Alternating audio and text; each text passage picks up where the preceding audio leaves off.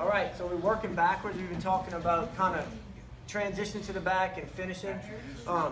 But this is something that we often, when we get to the back, what happens is we get our seatbelt here. He gets his grip doubled up.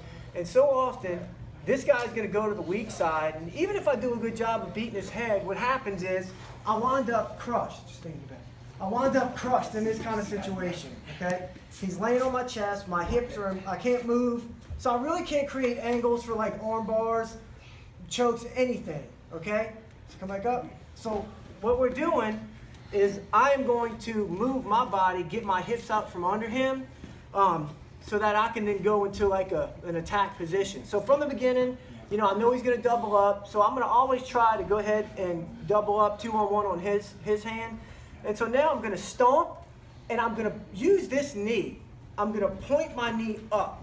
By doing that, it's going to help me scoot my hips out from under him so he's not crushing me, okay? So I stomp, I point my knee up, and now when I come back, I'm off to the side. This is going to go to the ground to keep him from rolling over, and then this is going to move across. This should look very familiar because this is very close to our position where we've been attacking. So now that I've got him controlled, if he tries to get his elbow to the mat, I lift his elbow off the mat, I can control that. If he just tries to press back, that's not really doing anything, I can control him with this leg. But now all I need is like one hip escape and I'll be in position to attack.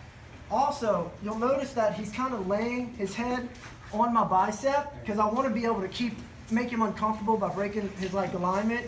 So here I go. Foot on the mat, one little hip escape, and now this should look very familiar. I got my leg across, I can get to my control position however we want. This goes behind him, but now I've got my 2-on-1, and we've been working a lot from here. Probably what I'm going for right here is, at some point, I probably want to come in, cross grip, because now I can come in and finish the choke, all right? What's also cool about being here is that if this becomes a struggle, the main thing is I can control him. He's not getting out of here, right? Maybe he moves his head away from me. Boom, he puts himself right into that Kimura grip, which we've been working on as well. So I can armbar from him, armbar from here if I just boom, boom, or, you know, I've got the other stuff we've been doing with the chokes. Okay, so right back. So it's really just a quick movement at the very beginning. Before I start to even go back, I stomp and I point my knee up. So now when we go back, see how he's kind of off to the side of me?